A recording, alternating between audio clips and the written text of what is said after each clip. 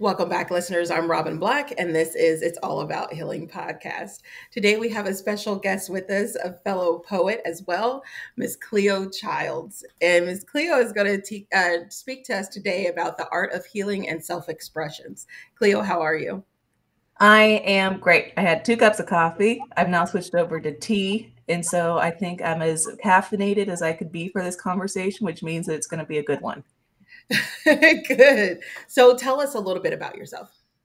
So I'm Cleo Childs. I am a poet. I went through and I really started my journey of writing in a really unique way, or creative writing. Grandma made me a damn good research paper writer, but that doesn't do me any good much anymore. But I created an album of poetry that I wrote when I was going through deep grief and isolation after losing my mom to Alzheimer's at 28. So she got diagnosed at 21, and then I lost her at 28. And I thought that I could beat grief. I thought that I could intellectualize grief and I could do everything I could do to understand it.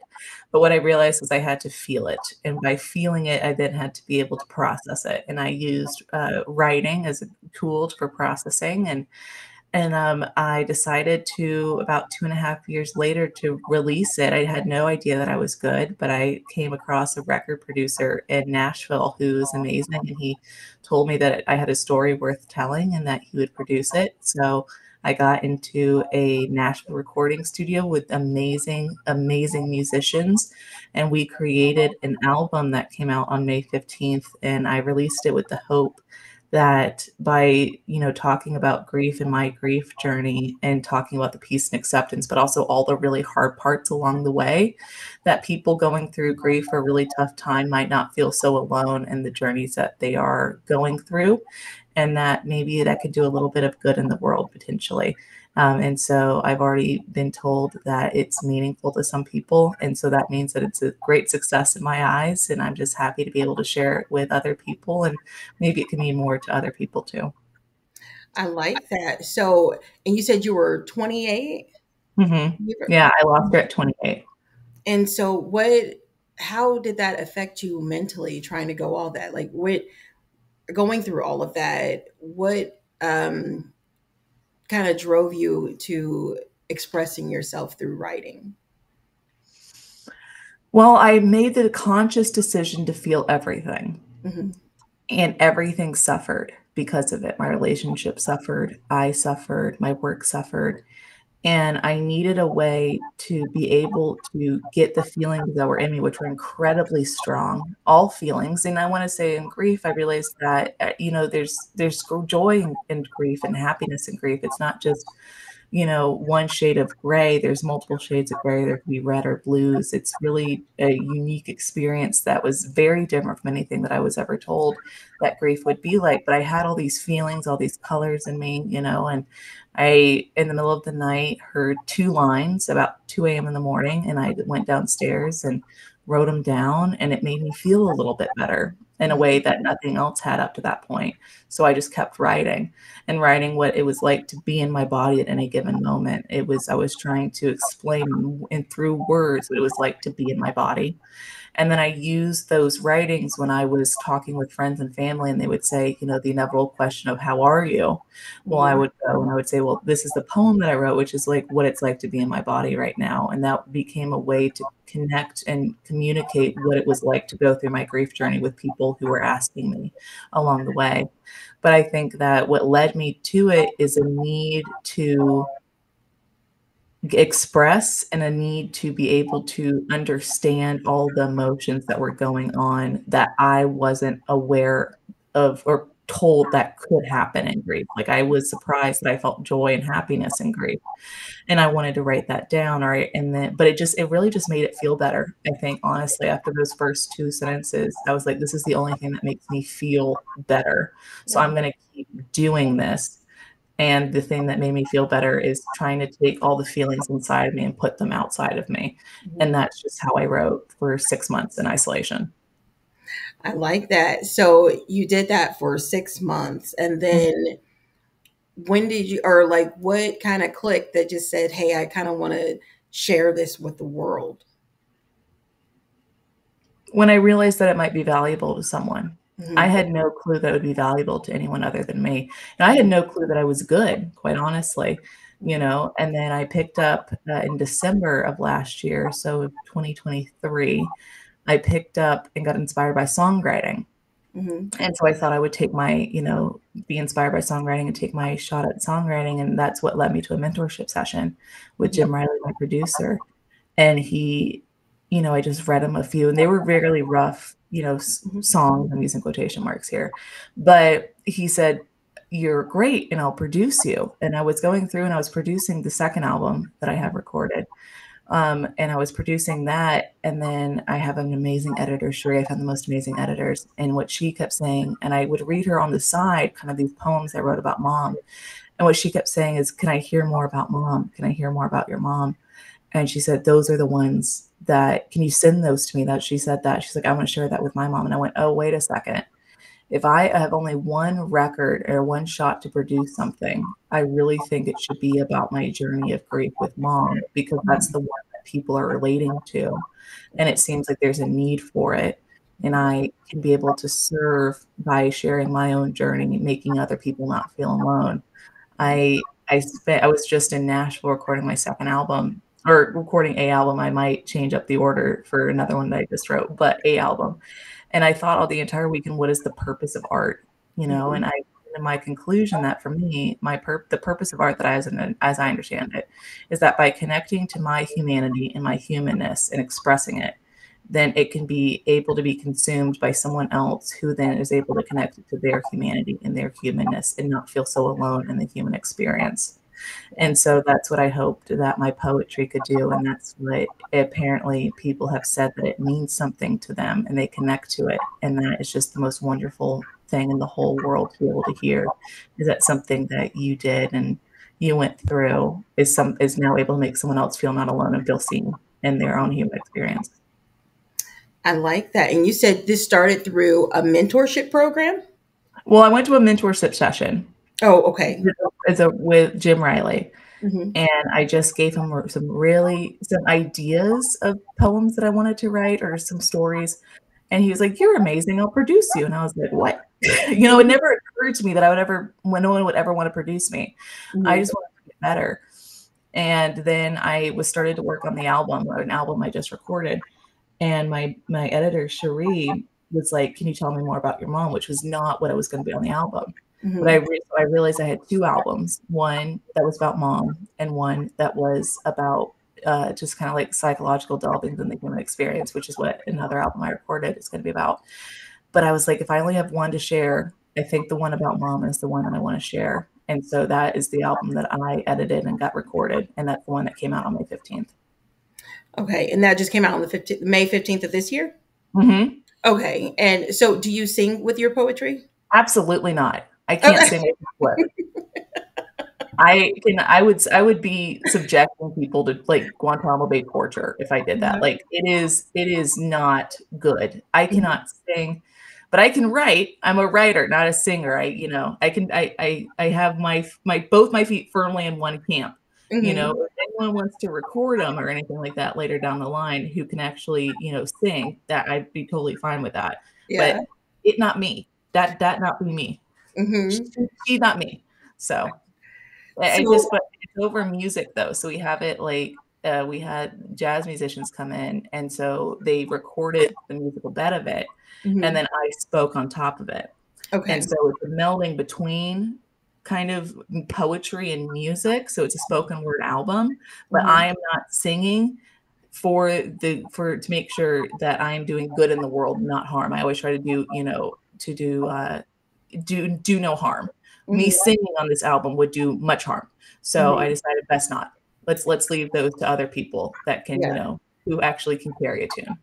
But I'm very good at Rock Band. Strangely enough, remember Rock Band, Mhm. where I was always the singer because I can hit the notes. I just can't. I can do it like at the same level as like a screeching eel can, but I Uh, can hit those notes. They uh, just, make you want to just curl up and die though. But I yeah. got like 100 points on Rock Band every time that I was able to sing. So, uh, Yeah. I am a dichotomy. I contain multitudes, and I can be a contradiction to myself.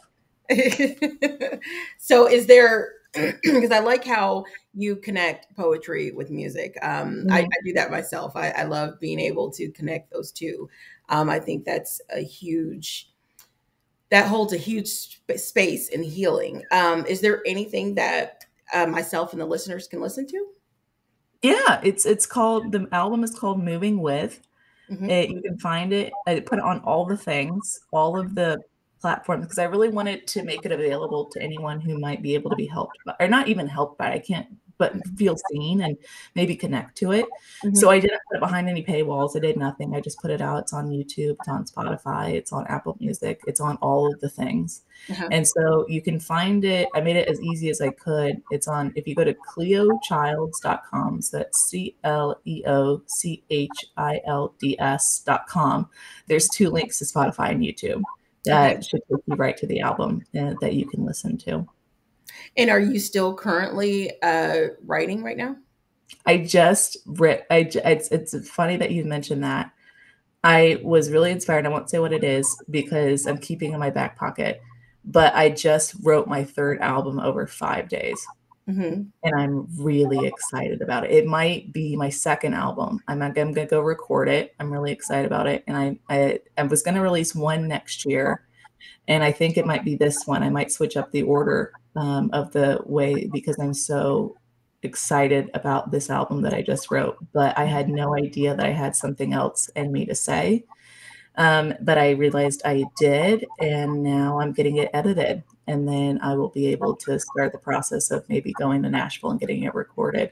But I think I'm just really excited because I always want to say something. If I always want to write with purpose, I want to Hmm. write with the idea that I have something to say and a perspective. And I didn't know what that was, if there was anything else that I had to say. And I would kind of resign myself that if I only had two albums worth of things to say, then that would be good and I'd be okay with that. And then I got inspired. I wrote a line and that, basically, started an entire album's worth of thinking of things that I wanted to say that really are important to me. And so I wrote the entire album over 5 days. So I wrote and finished 9 to 10 different poem song things over 5 days. So my husband's like, "Where are you?" I was like, "I can't talk to you. The muse is calling. She must be answered." My husband's Yeah. like, "What?" He's like very much a supply chain guy, very analytical. And I'm like Mhm. locking myself in the room, going over all these different words to make sure they're the perfect words. But he's been wonderful and just giving me space to be able to be like, "Reese, where are you?" And I'm like, "Hey, the muse is calling. I can't answer. Uh-huh. You give second priority to the muse. She's come back." So, but Yeah. yeah, I'm really excited. I just wrote my third album, which I think is probably going to be the second one that I release. Okay. And so how long have you been writing altogether? Oh, since mom passed. Okay. So 2.5 years at this point, going Okay. on three, almost 3 years. But I really so I came into writing naturally, creative writing. As I said, I can write really good research papers. My grandma is an English major, or my mother was an English major from the University of Georgia, and my grandma, who's still with us, is 93, and Hmm. she was an English teacher for 33 years, and she has a 6 years degree in English, so she has more than a master's. So I grew up around English as being really important and reading all the work of literature. Like I have four nieces on my mom's side, and I found this amazing book series called Baby Lit where Hmm. they take the great works of literature and make them like primers for 1 year olds. And so Hmm. I got my grandma the entire collection so she can read Baby Lit, which with my little nieces. And so I definitely grew up in a family that was really inspired and taught about literature and the written word and read poems to us as bedtime books and things like that, and was really big into the art. So we went to all these art museums. And I can't paint worth a flip either. I'm telling you, I can't do calculus, I can't Uh, paint, I can't sing, but I can write. uh-huh. I found my little camp to stick my 2 feet in. But I grew up in a very artistic household that really appreciated the arts and was a really big proponent of them. And so my grandma, she is my editor. And so my maternal grandmother is my editor. So we worked on this project of going through my grief with her. And that was really special to work with my grandma who lost her daughter of and I lost my mom writing a project about the same person, Yeah. and both being able to use it as healing, art as healing. But yeah, I creatively wrote after mom passed, and now whenever I feel like I have something to say, I try to write it down and, hope that it means something and connect to my own humanity, my own humanness, and open myself up to that, put it down so that someone else, when they consume it, may be able to be connected to their own humanity and, their own humanness, not feel so alone. That's really why I think I create art. I like that. And are you only writing about grief, or have you expanded? I've expanded. It's Hmm. whenever I have something, a perspective that I can say that I Hmm. think is worthwhile of saying. So like the second album, the one I recorded, because once again, I'm kind of in this limbo state of saying the second album because I might change up the order. But there's poems on there about creativity, like where does creativity come from?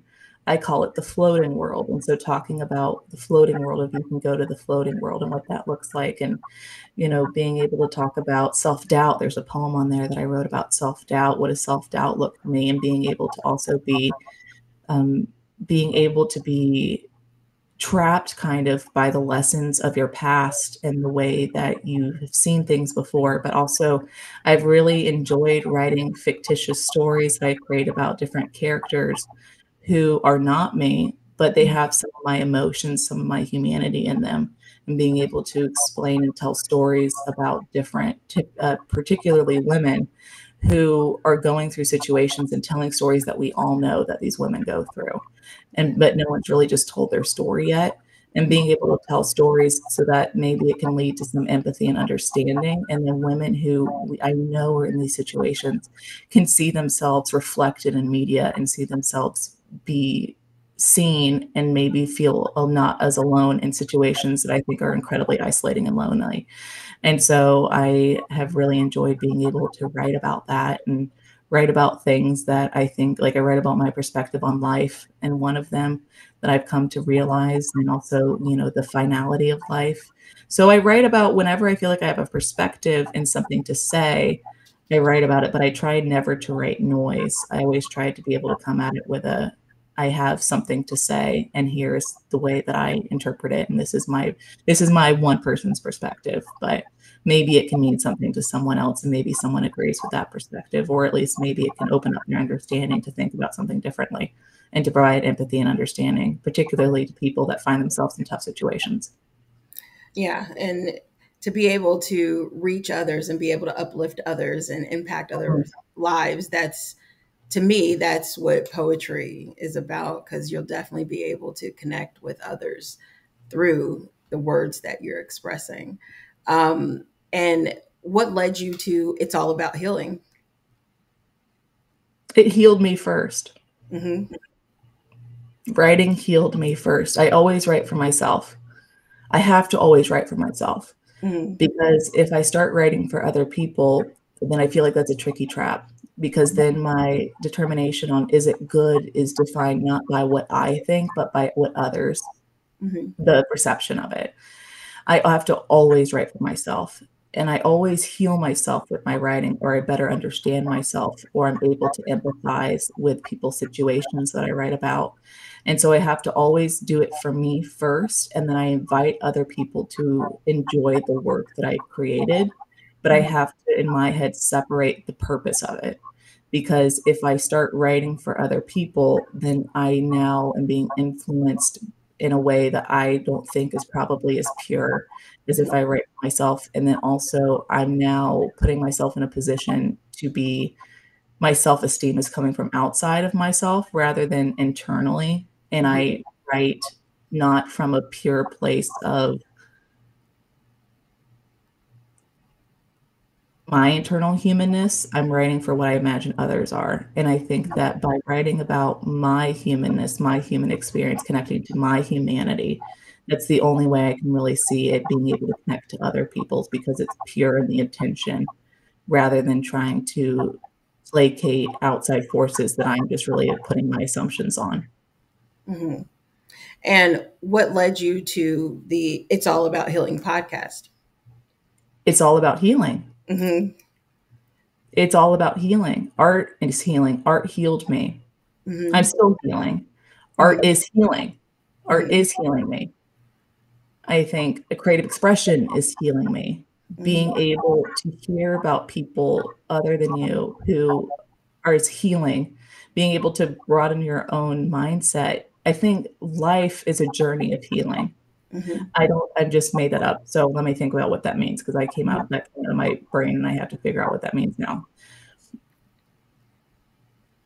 Life is a journey about learning about our own humanity and our own Mhm. humanness and connecting to other people with their own humanity and their own humanness and better understanding the human experience.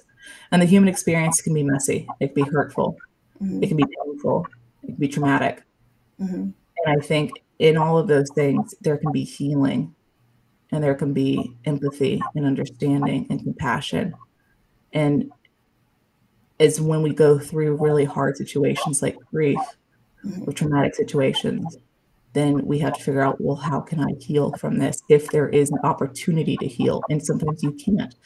Sometimes there isn't that, but it's all about healing. I Mhm. think that is the flip side to the hard is that you can heal from the hard. I love this idea, and I'm not remembering the word for it Mhm. because words are good when I need them, but when I really need them, they can't come to me. There's this idea of a certain kind of vase where it's seen as more beautiful when it's put back together with gold, Mhm. and it's more beautiful because it's been broken. And Yeah. I think that that is healing. Mhm. Yeah. It's more beautiful because it's been broken. I really, really like that. Um, if there was one piece of advice that you had to give the listeners, what would it be? I think advice is very tricky. Mhm. So I would say take it with a grain of salt. Mhm. Whatever advice I have to share, see if it matches you. And if it doesn't, discard it. I think, Mhm. I think what I would say is figure out what it is that you have to say, that only you can say, and what way that you can say it in a way that might touch someone else. And how can you connect to your own humanity and your own humanness? It could be through embroidery, it could be through walking, it could be through writing. This is what I do. It could be through drawing or painting, or it could be through abstract. It could be whatever way and expression you have that's able to communicate or that you're able to connect with and say, "This is me, and this is my experience." I would say I would encourage you to do it first. Do it only for you. Mhm. Do it for your enjoyment and for your healing. And then if you feel okay with it and there's no pressure to share it with the intention of maybe it can mean something to someone else and not make them feel so alone because it meant something to me and it helped to heal me and maybe it can help to heal someone else. I think that's the other thing is that that's out of your control. The once it's been released, if it means something or not is completely out of your control. You can't control that, but you can control that it meant something to you. Absolutely. And I think that's beautiful. Yes. I 100% agree with that. Well, thank you so much, Cleo. It's I just I don't know. It's just like I have like a lot that's going on in my mind right now with this healing and healing through expressions, and it's just my mind is moving like a million miles per minute right now. But I greatly appreciate your coming on the show and reaching out. Um, and it just for the listeners, can you please just tell us your website one more time?